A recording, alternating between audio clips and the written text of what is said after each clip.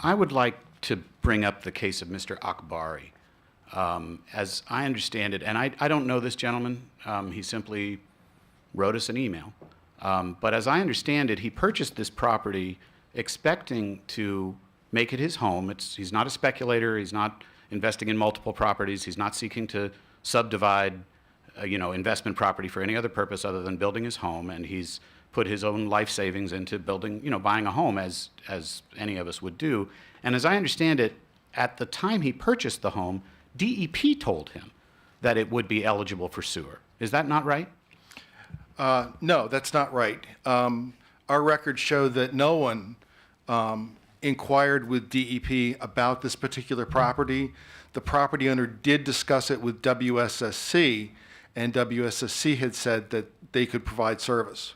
Okay, well, all I would request is that my colleagues consider. I understand that the committee's recommendation is that we're going to put this gentleman through the exercise of perking the lot to find out if it perks. And if it does perk, then the executive's and committee's recommendation is that he be allowed to have sewer, because we think that sewer in this location is more environmentally sound. So all I'm asking, and I would move this, is that we amend the recommendation such that if the property does not perk, that it is not automatically denied, that the gentleman get another opportunity to make his case. If he was told by WSSC that this lot, which he now owns, was eligible for sewer, it seems to me only fair that the gentleman, I understand, we're going to find out if it perks, but that the gentleman not be stuck with a completely unusable lot and have no prospect of living anywhere,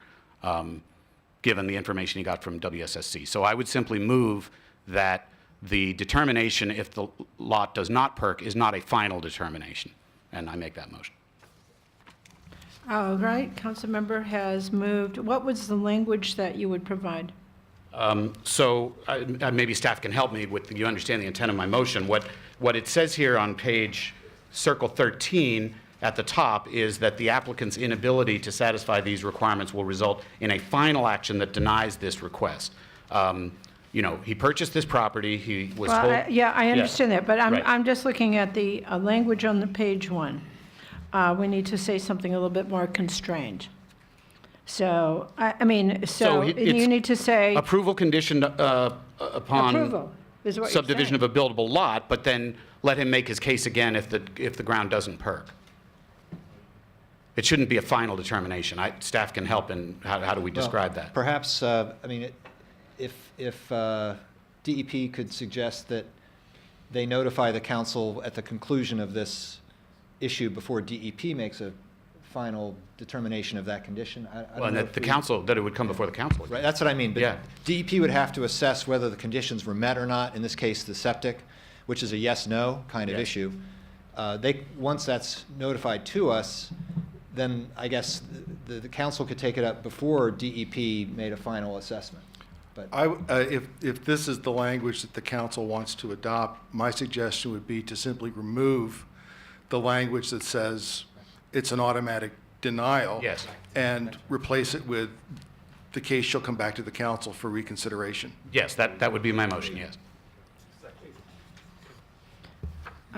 Okay, so we have some additional language, some substitute language proposed for item number 2. It's been seconded by, was that Councilmember Reamer? Yeah. Moved by Leventhal, seconded by Councilmember Reamer. Any questions about that? I actually agree this is a very difficult case, and we struggled with that in committee. Is there any objection to adding that language? I'm looking at my colleagues. Okay, so we'll accept that adjustment in the language.